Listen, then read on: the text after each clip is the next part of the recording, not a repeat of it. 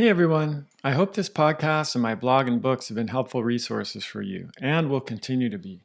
But if you've been struggling with a chronic health problem and are feeling stuck, consider coming to work with my team and me at the California Center for Functional Medicine. We work with patients all over the US and have experience treating a wide range of conditions, including GI problems, autoimmunity, hypothyroidism, cognitive mood and behavioral issues, weight gain and metabolic dysfunction, and more. Our unique model teams clinicians with nurse practitioners and health coaches, all of whom are trained in my ADAPT framework approach to provide a high level of care to our patients. This means more support between appointments, personalized guidance on diet, lifestyle, and behavior change, a cutting-edge patient portal with 24/7 access to your labs and records, handouts and resources to guide your protocols, and a team of practitioners working together on your case. We're currently accepting new patients, so if you'd like to learn more, visit chriskresser.com/becomeapatient. Hey everyone, Chris Kresser here with a brief message before we begin the podcast. Imagine a career that draws on your passion for wellness and disease prevention, that harnesses your ability to support and connect with others, that helps you to develop as a person while you help others to do the same. What if you could earn a living while making an impact on thousands of people's lives and even on the future of healthcare? That'd be pretty great, right? Well, that job does exist. It's the job of a health coach, and I believe that health coaches will play a crucial role in the future of medicine, not only in the US, but around the world. 1 in 2 Americans now has a chronic disease, and 1 in 4 have multiple chronic diseases. Chronic disease is destroying our quality of life, shortening our lifespan, bankrupting governments, and threatening the health of future generations. And our medical model is not prepared to address it. Why? Because the only way to prevent or reverse chronic disease is by changing our diet, lifestyle, and behavior.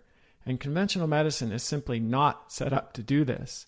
Bottom line, we need people who can provide this support to help people make the changes they need to make to save their lives. We need empathetic and compassionate people with a skill for connecting and a passion for change. And my job is to make sure they have all the training they need to do their job so well they will change the future of healthcare. A career as a health coach can be incredibly fulfilling both professionally and personally. It really could change your life, and it can also change the world.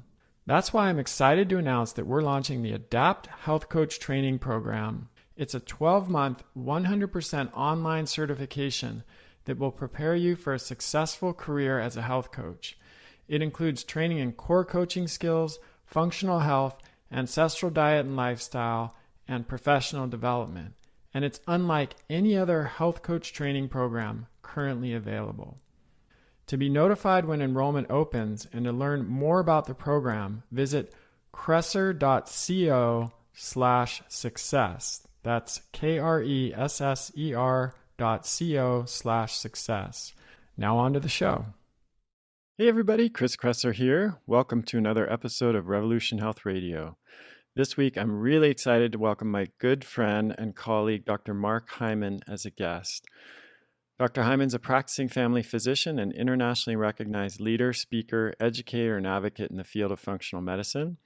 He's the founder and director of the Ultra Wellness Center, the head of strategy and innovation of the Cleveland Clinic Center for Functional Medicine, a 12-time New York Times bestselling author, and board president for clinical affairs for the Institute for Functional Medicine. He's the host of one of the leading health podcasts, The Doctor's Pharmacy, and he's a regular contributor to several television shows and networks, including CBS This Morning, Today, Good Morning America, The View, and CNN. He's also an advisor and guest co-host on The Dr. Oz Show.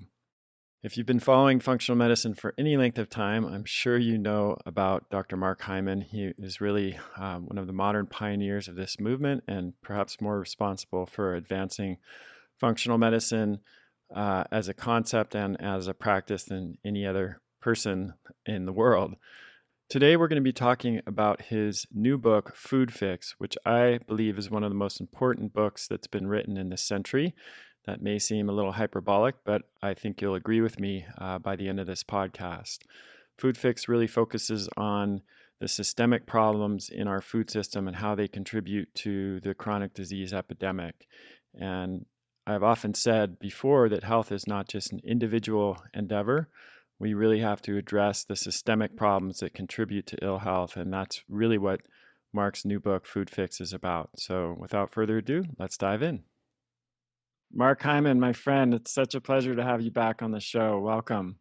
Thanks so much for having me, Chris. This is an important subject we got to talk about. This is what we both care so much about, and I'm so excited to share this with you and your community. Yes, as I said in the intro, I think this is possibly one of the most important books that has been written and will be written in this century. I know that may sound hyperbolic for some people, but given the scale of the challenge we're facing, and I know you saw this study published last week, Mark, predicting now that 1 in 2 Americans will be obese by the year 2030, and 1 in 4 will be severely obese, which is a whole new category we've had to create. So this is really like an existential threat that we're facing on the same level of climate change and other things that seriously threaten the future of humanity. And as you and I have both talked about before, health is not just an individual choice or an individual endeavor. It's really a society-wide effort that we need to make. So let's talk a little bit more about that. I know you mentioned in the book that diet is now the #1 cause of death in the world. So maybe we could start there. Yeah, well, thanks, Chris. I think that what you said was really important, which is it's about disease, but you mentioned sort of on the scale of things like climate change. But what really it was clear to me after working on this book and practicing medicine for 30 years was that everything is connected, that our food system as a whole is probably the biggest driver of most of our global crises. Obviously, chronic disease, we'll get into that, the economic burden of it. We talked about, how in the book, 1 out of 2 Medicare, 1 out of 2 federal dollars will be for Medicare within 5 years. And that's a crazy number. Wow. Think about it. And it's getting worse. It's the #1 driver of climate change, environmental degradation, loss of our soil, our water resources, biodiversity. It's the biggest driver of social injustice. It's a huge contributor to poverty and violence and mental health issues, not to mention kids' poor academic performance, national security. So this is really one issue that if we pull on the thread, we see how it's all connected.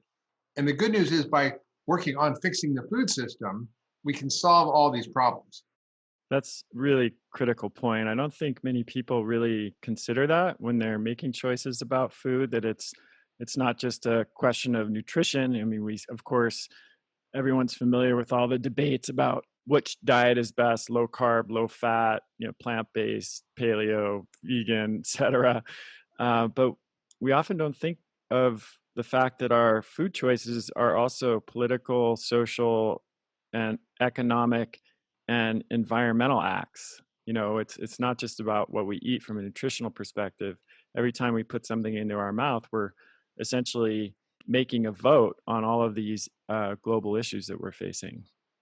It's so true, and I think that it's both a terrifying thought and a very empowering thought because if we Mm-hmm. actually understand the impact of our choices and our behaviors, and we also understand the linkages to what's going on in our policies, then it's a very empowering thought. Wait a minute, I can be part of the solution, and also realize that it has to happen on a bigger scale. And I think so. The book really lays out not just it's not called Food Apocalypse, which it could easily have been called, but it's called Food Fix, which maps out the solutions for citizens, businesses, and policymakers to fix the problem. And it's going to require a significant level of awareness so people really understand these problems and linkages because I don't think most, for example, policymakers do. I for example, spent 2 hours on a boat this summer with a United States senator, and he was a very open, interested guy, and he was really unaware of these linkages, unaware of these connections, and Mm-hmm. I was sort of struck by that. I was like, wait a minute, the guys who are making our policy are not aware that these are the issues that we have to face, and they're all dealing with them in silos. It's a problem. It's sort of like functional medicine for the food system as opposed to all these separate different issues. It's really one issue. If you get to the root cause, you can really solve them. Right. Yeah, that's why I'm so excited about this book, because I think a lot of people aren't aware. It's just not on their radar. It's not something they're thinking about. And so this book and then the campaign that's associated with it, which I want to talk about a little later, I think is really going to help bring this forward into people's awareness and make it as big of an issue in terms of the public consciousness as it really deserves to be and needs to be if we're going to address these challenges we're facing. I mean, let's talk a little bit about the food system and diet and their contribution to this epidemic of obesity and chronic disease that is now literally crippling our healthcare system or our sick care system, depending on what you want to call it, not just here in the US, but now worldwide, and is going to lead to, $50 trillion of expenditure to treat chronic disease just in the next 20 years, and possibly bring down governments and economies all around the world. So it all starts with food. It's completely true. And I think if we look at some of the new data, you used to think, oh, it was smoking or whatever, but turns out that according to the Global Burden of Disease study of 195 countries, that the lack of good foods and too much bad foods kills over 11 million people a year. I think that's an underestimate, actually, when you start to look at the other chronic diseases that are causing people to die, and you add them all up and you see what are caused by food, like diabetes and heart disease and other things. It's probably upward of 40 or 50 million people a year. Probably 3/4 of all deaths on the planet are contributed to or caused by our food, our ultra-processed food. And the ultra-processed food we're eating is 60% of our calories. It's corn, wheat, and soy, turned into all kinds of factory-made science projects. And for every 10% of your diet that comes from processed food, your risk of death goes up by 14%. And the side effect of that is huge economic burden. You mentioned, 50 trillion, but looking at how you slice and dice it, according to macroeconomic analysis, the cost to our society in both direct and indirect costs is going to be $95 trillion over the next 35 years. Just to put in perspective, that's an annual amount that's 91% of the total tax collected by the U.S. government. So it's about over much more than the GDP of the 6 largest economies of the world. And yes, and also it's probably more. That amount is more than the total economy of the world when you add it up. It's going to be over 35 years, but just things like Medicare trust fund is going to run out of money in 5 years. By 2025, 48% of our mandatory federal spending will be for Medicare, which means there's like half of the money left for everything else we need, and it's completely unsustainable. And we know that the food that we're eating is so nutrient depleted that it is so inflammatory. It's so toxic to our microbiome. It's so toxic to our brain chemistry. It's so inflammatory that it's driving all these other issues, which isn't just obesity, diabetes, and heart disease. It's affecting our kids' academic performance. We're 31st in the world in math and reading, and our kids are struggling with ADD and behavior issues. The data on that is striking. The data on violence. Who thought violence is connected to food? But in violent prisoners in prison, giving them a healthy diet reduced violent crime by 56%. And if they added a multivitamin, it reduced it by 80%. And the same thing with kids in juvenile detention centers. Bad behavior is reduced by 91%, the use of restraints by 75%, oppositional behavior dramatically lower, suicide, 100% drop in suicide in these kids in this one large study of 3,000 kids where they swapped out healthy food for the bad food in these centers. So there's a huge impact on our intellectual capital, on our emotional capital, on the divisiveness in our society. I mean, we think of why is our society so divided, and why are we having so much conflict in politics? And even the nutrition diet wars is, I think, an example. And I think it's a total distraction from what we really need to be focused on. Totally. And part of the problem, I just had David Perlmutter on my podcast. He was talking about the effects of inflammation on the brain in decoupling the limbic system from the frontal lobe. And what that means is you have a fight or flight reptile brain, your lizard brain, which is the old brain that's not great at making good decisions except saving your life, and your frontal lobe, which is the adult in the room. So if you have an emotional reaction or response and you get activated, you can't really control it, which is why there's so much divisive behavior, why our decisions are so poor. And it was sort of another striking fact from David Perlmutter and his son wrote this book, Brainwash, about how our food is driving behavioral issues and emotional conflict and keeping us stuck in our limbic system and the amygdala running the show rather than our frontal cortex. Exactly. Yeah. Let's talk a little more about kids, because this is something we're both passionate about, how the food industry preys on children specifically. It preys on everybody, but the effects are especially insidious with Yeah, kids. So, it's a huge issue. let's talk a little bit about those tactics and how we can address that.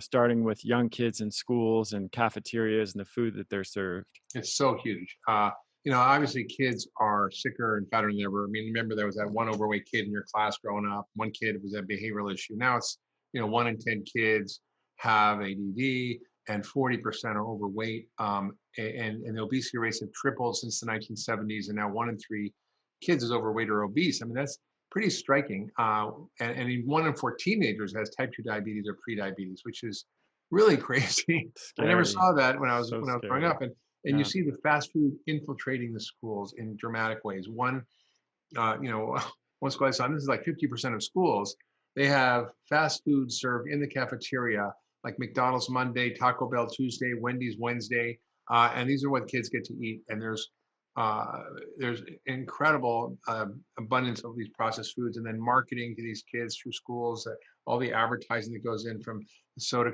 companies and the big food companies that is driving their behaviors and their choices. I mean, they now have, Coca-Cola ads in the locker rooms, in the toilet stalls, in the bathroom. So there's a lot of good things that have happened. For example, trying to solve that with the Healthy Hunger Free Kids Act that Michelle Obama championed, and she tried to mandate the 100,000 public schools provide healthier foods, and it improved the nutrition standards, but it didn't really go far enough, right? You still can get all kinds of junk food in there, and now, unfortunately, the Trump administration has rolled back a lot of those guidelines, saying the kids aren't eating the food, they're throwing it out. I mean, there were 111 food companies, trade groups, industry organizations that lobbied on this bill when it was put into play. There's a group called the School Nutrition Association, which sounds really nice. Yeah, but all the groups have those kinds of misleading names, right? Right. It's like an industry-funded lobby group, and their $10 million budget comes from big food companies like Coke and Kraft and Domino's Pizza. I mean, and they water down the guidelines. Pizza's a vegetable, French fries are a vegetable, right? Ketchup is a vegetable. Right. And it's pretty terrible. Kids are really suffering, and it affects not only their weight and their long-term health, but also their cognitive function, their mood and their behavior, like you said before. Yeah. And now the things that are okay under the guidelines are things like pepperoni pizza from Uno, chicken nuggets, funnel cakes, chocolate muffins, sugar-soaked slush puppy beverages. Those are all approved under the current guidelines, which doesn't make any sense. But the good news is people are really trying to shift this. A friend of mine, Jill Shaw, and I write about in the book, created something called the My Way Cafe, where she found out how to refurbish kitchens in schools at a low cost, because only had deep fryers and microwaves. She hired top chefs in Boston, in these Boston inner city schools, to create delicious foods that were within the school nutrition guidelines, and even more importantly, within the school nutrition budget. Yeah. Which means that they can provide the same food at no extra cost. I mean, better food at no extra cost. And these kids are performing better in school. Their behavior's better. They're having less issues. It's pretty amazing. That sounds great. Yeah, grassroots solutions like this, I think, can go such a long way because they prove out the model, and then that model can be scaled up and exported, not just here in the U.S. but elsewhere. Yeah, and they're not the only ones. There's really great groups that are trying to solve this in schools. Conscious Kitchens is one of them, and there's really great groups that are working on this. So I feel like there's so much to be done. The other issue though is the food marketing, and this is really a problem because it used to be just in the obvious places, right, on TV, in print, and so forth. And now it's stealth marketing, and the Institute of Medicine produced a report even before the internet saying how bad it was, and now it's 10 times worse. And they're hijacking kids' amygdala brains, or using all kinds of emotional targeting, and they're really driving huge amounts of marketing towards these kids. I mean, in 2016, 56 of the biggest food companies placed 509 million banner ads and impressions on Cartoon Network, Nick.com. They placed 3.4 billion ads on Facebook and YouTube. I mean, and the WHO is like, hey, this is not okay. They're using these powerful digital marketing tactics that it doesn't even come up as advertising. It's sort of like advert games that are fun games they give kids for free that drive them to McDonald's. And it's these are they're looking at kids' brains with imaging, so they can actually see what lights up their pleasure center in their brain. Brain hacking. Yeah, I mean it's scary. I mean it's not just like oh we don't really know what we're doing. We just we just put these ads on. No, they know what they're doing. Intentionally manipulative. Yeah. Yeah, exactly. Yeah. So we got to protect our kids. I mean, a friend of mine said, if a foreign country was doing to our kids what we're doing, we would go to war. We'd be at war. Absolutely. Without a doubt. Without a doubt. Let's talk a little bit about the role of regulation. This is a controversial issue, of course. People have, ideas about how much the state, whether we're talking about, actual U.S. states or federal government should get involved. Let's talk a little bit about soda tax as an example and the effects that has had, where that's been done, and then other things that governments, both here domestically and abroad, might do to intervene, and whether you even think that's a good idea. Well, I think, there's a whole issue of the nanny state. And I think, people are opposed to that and the government getting involved in their choices. But it's important to remember that we do have laws that protect citizens. For example, we have seatbelt laws. We have emissions for cars. The car manufacturer all up in arms, and now emissions are a thing people accept. We mandate baby seats. We mandate vaccinations, which may or not think is a good idea. But we do have efforts in our country to protect our citizens. We used to prevent industry from polluting our water source and air that we breathe. Right, exactly. Yeah. So I think there's really great evidence around how to use fiscal policies to drive change. And I think there's been enough soda taxes that have been in place where they're effective. And we can sort of argue whether they're politically good or not, but they work. This is why the food industry and the American beverage industry spent $38 million trying to defeat them in California. And thank God the Michael Bloomberg and Arnold Foundation spent about $20 million of their own money to actually allow them to pass. I mean, that's what it takes, right? A couple of billionaires saying, hey, wait a minute, we're going to fight back. But when you look at the data, they really do work. There's a reduction in soda consumption, there's an improvement in health, there's a reduction in weight, and it actually works. And that's why they fight it. Now, the problem is that the food industry fights back. So I'm not sure you're aware of this, Chris, but in California, there was four towns that passed soda tax in the 2016 election. And that was only because of Bloomberg and Arnold Foundation.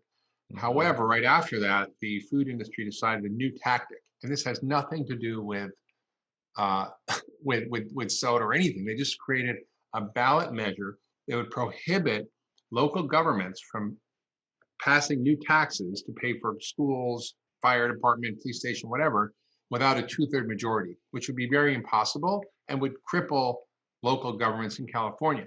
They spent $7 million promoting this ballot initiative, which they couldn't care less about, but they used it to bribe Jerry Brown, who was probably the most liberal governor we've ever had in America, to pass a preemptive law that prevented any future soda taxes or junk food taxes.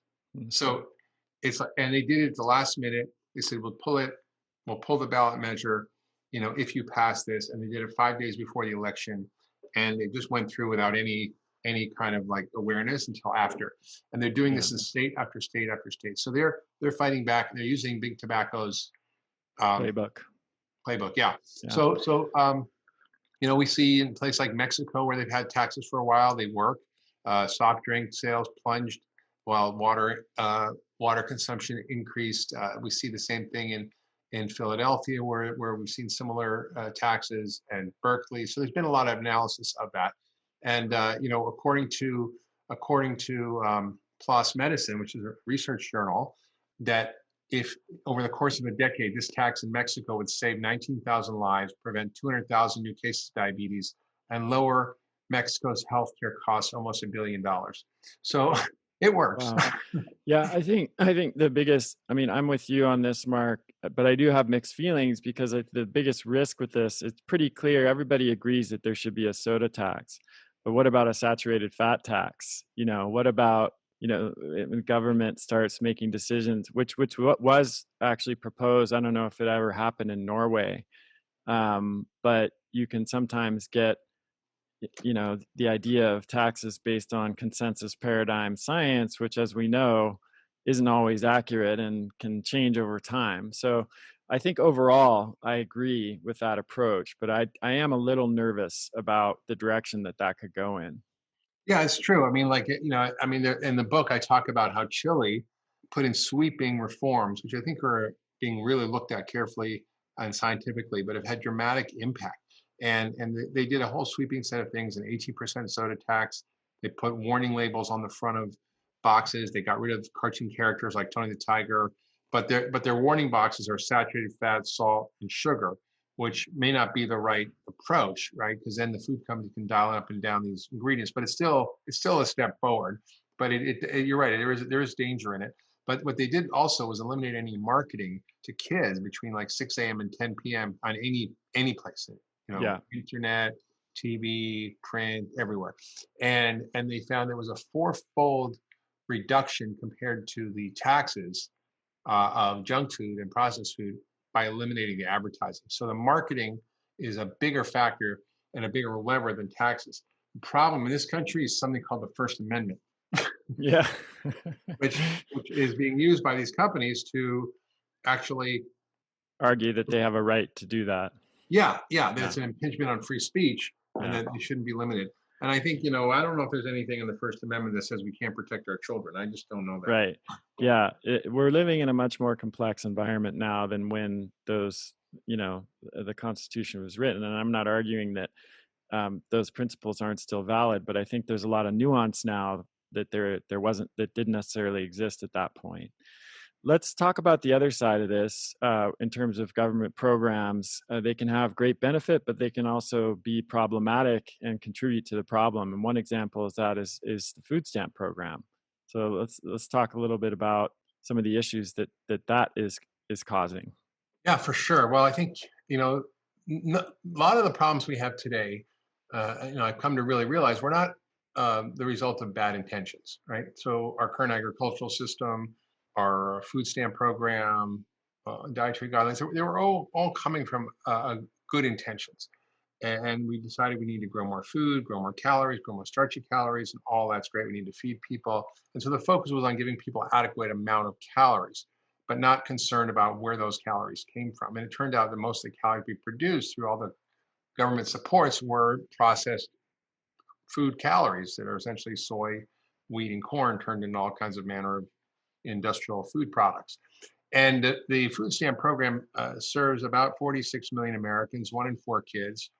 It's a really great support for these people who are struggling just with food insecurity. So it's really helped solve food insecurity. But the dark side of it is that it is driving these people to be more sick and have more chronic disease because the majority of calories purchased, 75%, are junk food, and 10% is soda. And that's about 7 billion a year. That's about 30 billion servings for the poor every year. So there's the problem with now the program is called SNAP, or Supplemental Nutrition Assistance. The problem is there's no nutrition in the assistance. It's all malnutrition. And I think there's a large effort to try to put nutrition back in the food stamp program. And I think that's where there's incentives, for example, for purchasing healthier food with double bucks at farmers markets. Disincentives could be in place for bad food. And I think there's ways to do it that are politically palatable. The challenge is, I just morally have a problem with the government paying for that many servings of soda for the poor when we know it's a huge contributor to disease. Yeah. And Coca-Cola is the biggest welfare recipient in America, with 20% of their American revenue coming from food stamps. Walmart is about, probably 20% of all the food stamp dollars go to Walmart. Now, they may be buying organic vegetables, I don't know, but my guess is they're probably not. Yeah. And I think it's probably one of the biggest government programs. It's the biggest component of the Farm Bill, so it really shouldn't be called a Farm Bill. It should be called a Food Bill.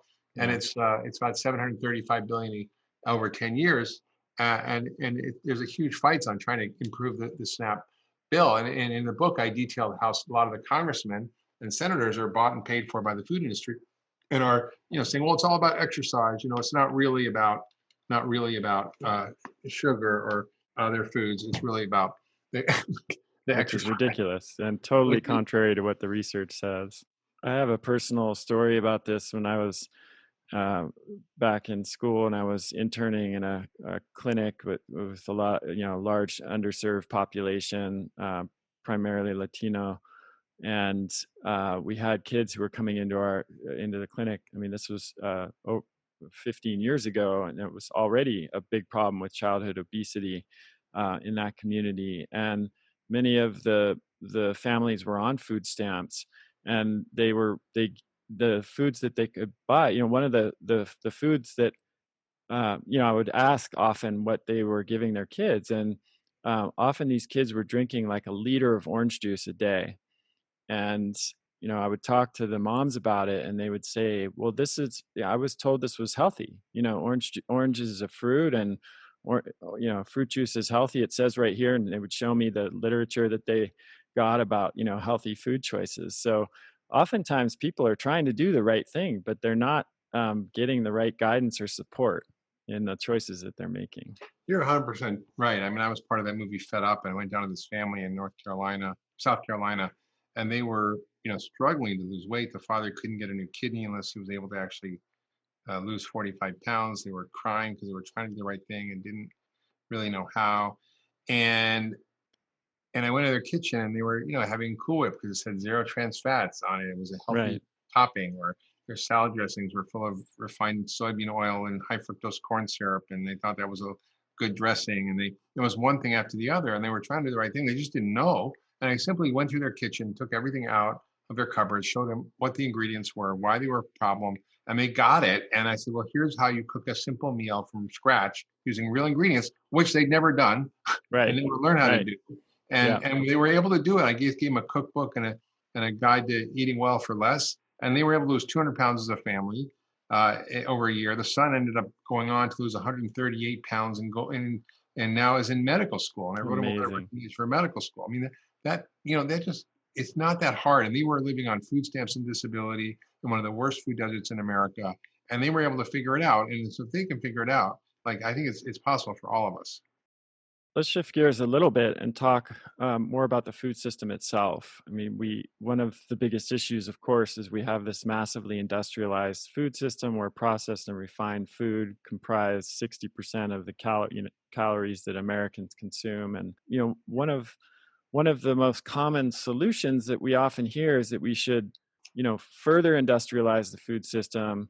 There was an article in the Guardian not too long ago by George Monbiot that really proposed lab-grown food as the solution to our food system woes. What do you think about that? And if that's not the solution, what is? Well, I'm all for innovation, and I think they're great tech solutions. But actually, I met with Uma Valetti, who's the founder of Memphis Meats, which is growing lab-grown meat, and we were talking about the entire sort of life cycle analysis of the process. And I'm like, well, it's a very energy-intensive process. It also uses farm materials, basically feed, grain, and other sources of feed Often GMO monocrops. that come from industrial agriculture. I said, Uma, you could literally transform this industry by getting regenerative ag crops and supporting those, just like General Mills is doing, and now even I think Kellogg's is encouraging, and Danone and Nestle. And two, you could use renewable source of energy to fuel your farm. I mean, to fuel your plant. An example of this is kind of cool. Food waste we haven't talked about, but it's a huge problem. And in Massachusetts, they eliminated the ability of any companies that make a ton of food waste or more a week to throw it out. And dairy farmers are struggling to make a living, and it is really hard. And so they basically came up with this model where they built these anaerobic digesters on their farms, and they get 3 tractor trailers full of food waste every day, and they throw it in there, and they throw some cow poop in there, and it basically creates electricity for 1,500 homes. It makes the farmer 100 grand a year, which is a lot because on average farmers lose about $1,600 a year. It ends the food waste issue. It helps deal with the manure problem. It's like a win-win-win. So there's a lot of great innovations around things where they could, for example, power lab meat based on that, for example. So I think I'm not against it, but I just think it's probably not the solution. And what turns out, and this is really exciting, is that we didn't talk about it yet, but the food industry as a whole, and this was a shock to me, is the number one cause of climate change. It's also the Yeah. number one solution. Yeah. and and the things that are driving it are deforestation, soil erosion, factory farming of animals, food waste, all the transport, refrigeration, processing, packaging of food. When you add it all up, it's basically 48 to 50 something percent of our climate problem, which is bigger than fossil fuels. So we have to really think about a different way of farming that reverses climate change. And the good news is that way of farming, called regenerative agriculture, which is a very specific way of building soil, conserving water, less chemicals, more biodiversity, pollinators, et cetera, produces more food, better food, more profitable for the farmer while building soil, reversing climate change, creating resiliency to drought and floods and weather extremes, and makes the farmer a lot more money. It's Yeah. like a win-win-win, you know? And creating great livelihood for people. I mean, my listeners will be familiar. We just had Will Harris from White Oak Pastures, who you probably are Oh familiar yeah, with, yeah, and yeah. on the show, and he talked about, like the independent analysis by Qantas International found that they sequester 3.5 pounds of carbon per pound of beef produced, whereas Impossible Burger, which is a lab produced meat, a fake meat, is emitting 3.5 pounds of carbon per pound of beef. So it's Impossible Burger certainly far less, it emits far less carbon than conventional beef, which is 33 in that comparison. But it's amazing that regenerative agriculture is actually a net carbon sink and is more environmentally responsible way of feeding people than fake meat and probably lab meat, although we don't have an existing analysis on lab meat yet. Yeah, that's 100% right. I think, people say you can't feed the world, it's not scalable. But, if you look at all the degraded land we have in the world that needs to be Yeah. restored, we can. In fact, the UN recently said that we could stall climate change by 20 years simply by taking 2 of the 5 million hectares of degraded land around the world and spending $300 billion, which is just about the military spend of the entire world for 60 days, that we could convert 2 of the 5 million hectares of degraded land back to regenerative ag, and that would stall climate change by 20 years. That to me is staggering. I mean, this is in my opinion. These are Yeah, top scientists. and give us food security, because without healthy soil, we have no food security. We don't currently really know how to produce food without soil, and none of the technological or lab solutions that are being proposed do anything to address the decline in soil quality that is really, again, one of the most serious threats that I think humanity is facing right now, and not one that's very well understood. So Yeah, it was shocking to me when I started reading about this. The UN says we have 60 harvests left. The Obama administration produced a report on soil. They said 80 years left. But we basically are running out of soil because we're turning it into dirt, which can't grow food. And we are going to be screwed. And it's probably a more rapid and existential threat than anything else, even climate change. I mean, it's cause of climate change. I don't think people realize this, and I certainly didn't, that 40% of all of the carbon in the atmosphere, of 1 trillion tons of carbon, 30 to 40% of it is from the loss of our topsoil over the last 150 years, which is because of the way we farm. And that to me was a shock, because if that's true, then the converse is true, that we can put the carbon back in the soil using an incredible carbon capture technology that's available everywhere in the world. It's free. It's been around for billions of years. It's called photosynthesis. yes, And it's like, absolutely.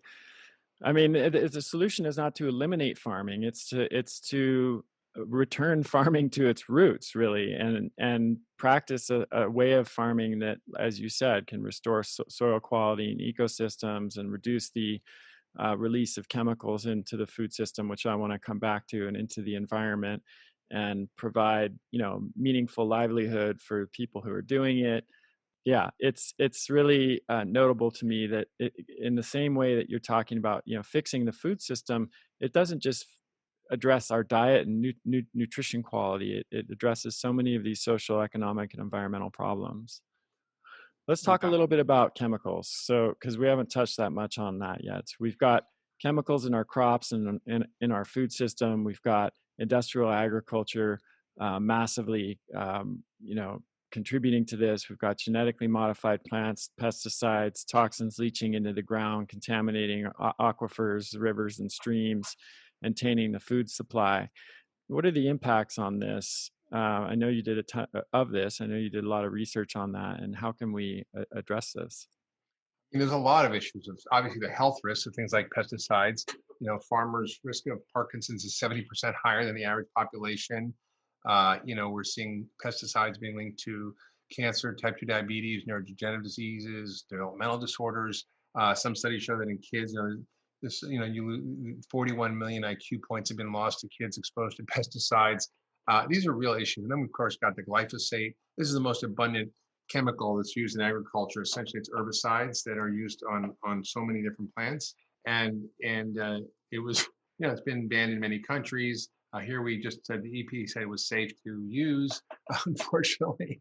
But there's been billion-dollar lawsuits that have been won because of its link to cancer. It also causes destruction of the microbiome. I mean, the Impossible Burger has 110 times as much glyphosate as required to destroy the microbiome of animal like rats and animal studies. And so we're dealing with these horrible consequences on people. When you look at the Chamaco study with Hispanic workers in Salinas Valley, which is our big agricultural hub, they're 59% more likely to get leukemia, 70% more likely to get stomach cancer, 63% more likely to get cervical cancer.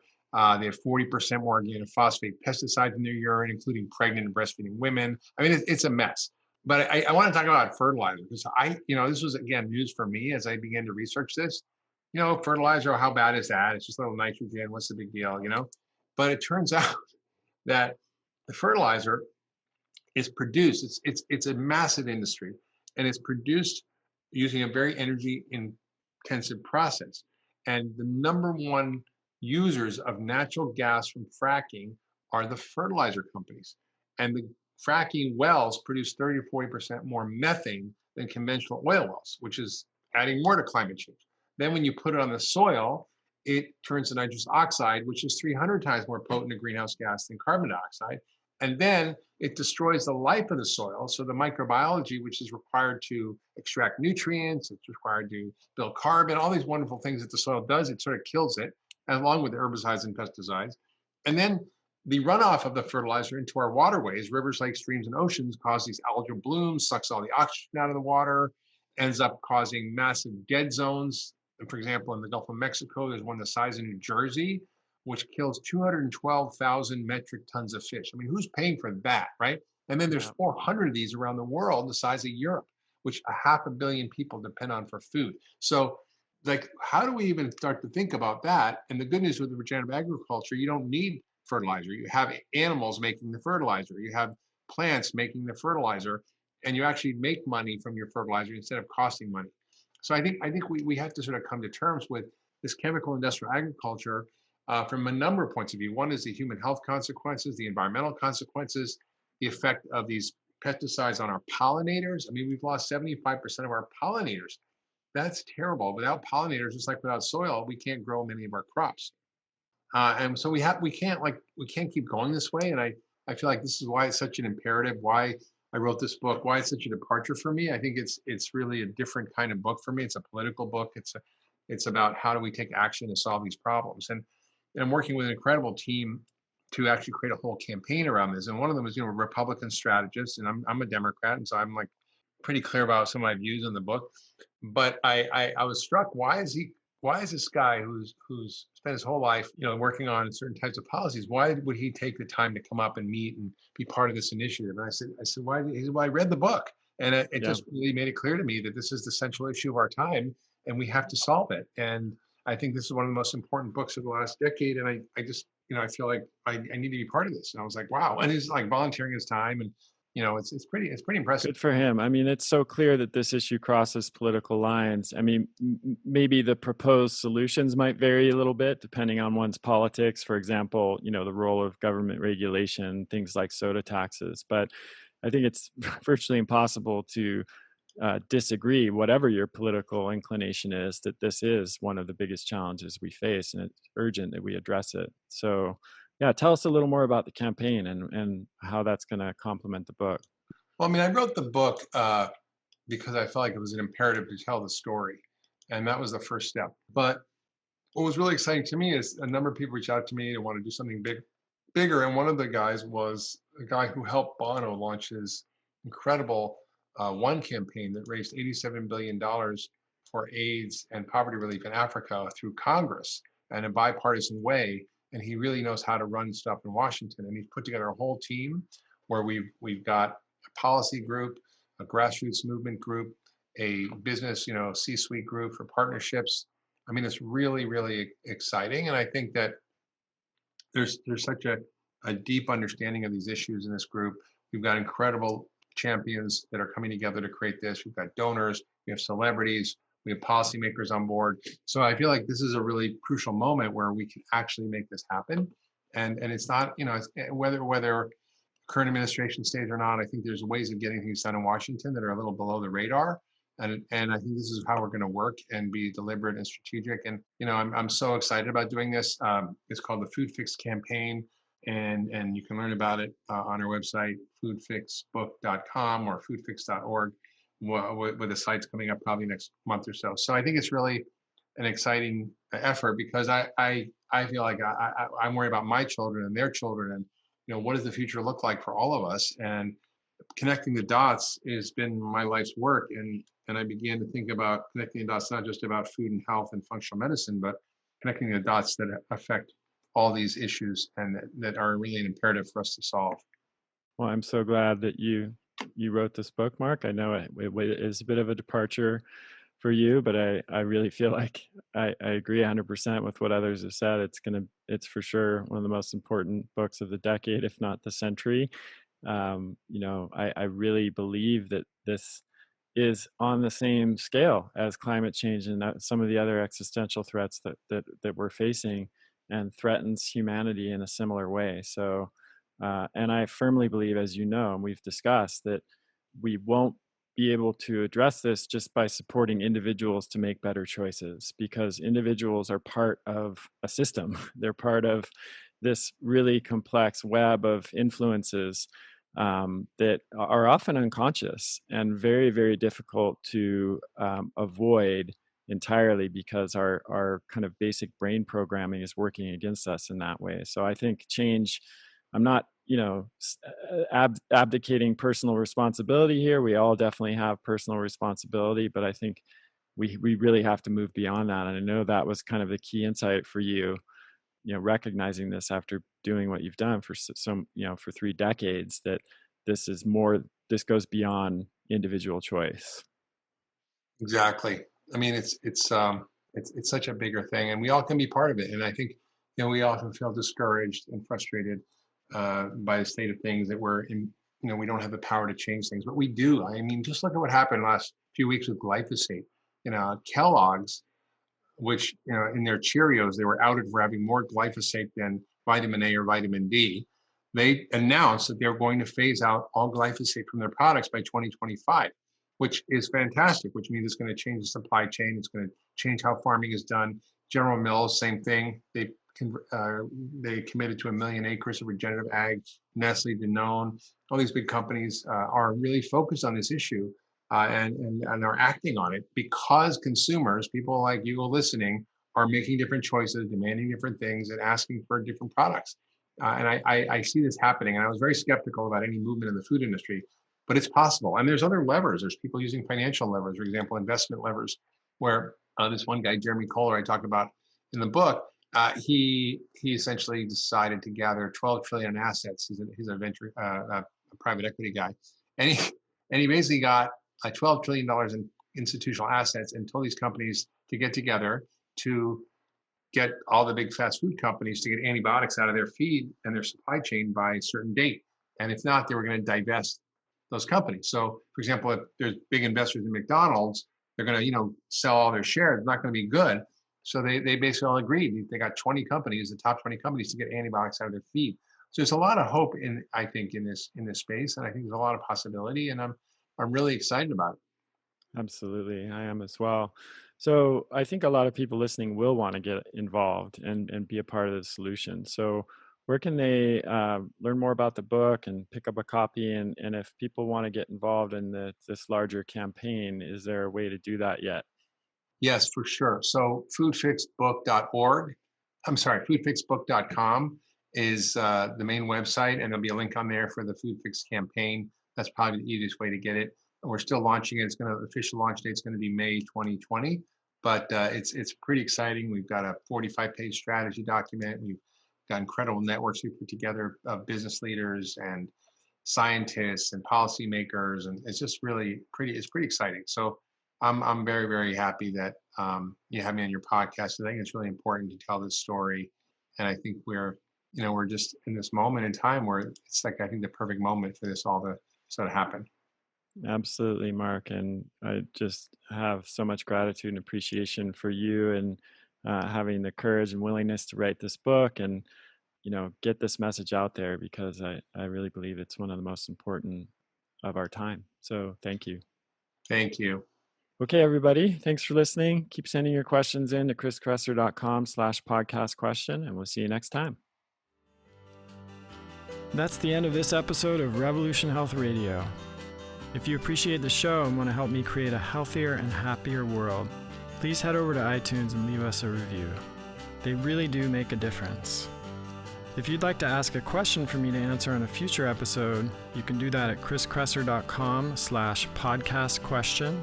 You can also leave a suggestion for someone you'd like me to interview there. If you're on social media, you can follow me at twitter.com/chriskresser or facebook.com/chriskresser L.A.C. I post a lot of articles and research that I do throughout the week there that never makes it to the blog or podcast, so it's a great way to stay abreast of the latest developments. Thanks so much for listening. Talk to you next time.